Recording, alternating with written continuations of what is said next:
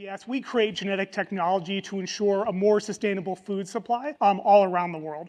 We're also an AI company, but I'm talking about the original AI, artificial insemination, a more than 80-year-old technology that has honestly transformed the way we produce food. So by the 1940s, artificial insemination was becoming a more common way to breed cattle, especially dairy cattle. And so that meant that farmers could pick the very best bulls to breed to their females.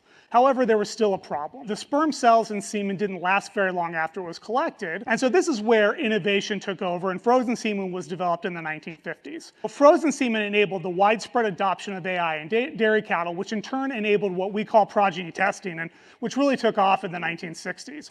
So we're going to actually fast forward now 50 years, and we have a new genetic technology that cuts down the time of that progeny testing, essentially from 5 years to literally 1 day.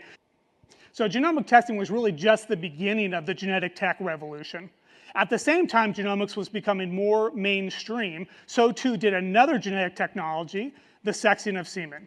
And although sexed semen reduced the number of bull calves born on the dairy, the bull calves that were produced continued to be a low-value byproduct.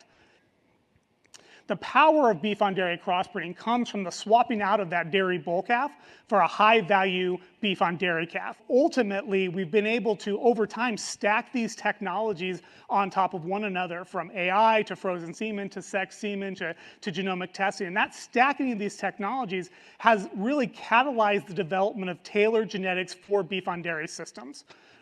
And there's a lot of power in this approach to create a more sustainable supply of beef. So the value chain is demanding more sustainable beef production. People want to eat beef, right?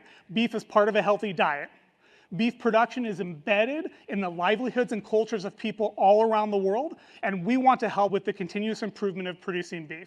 We can do genetic improvement. Genetics has true cumulative and additive impacts. And we've made tons of progress over time, but there's a lot more progress yet to go, and there are a lot of opportunities to leverage genetic improvement to create more sustainable food systems.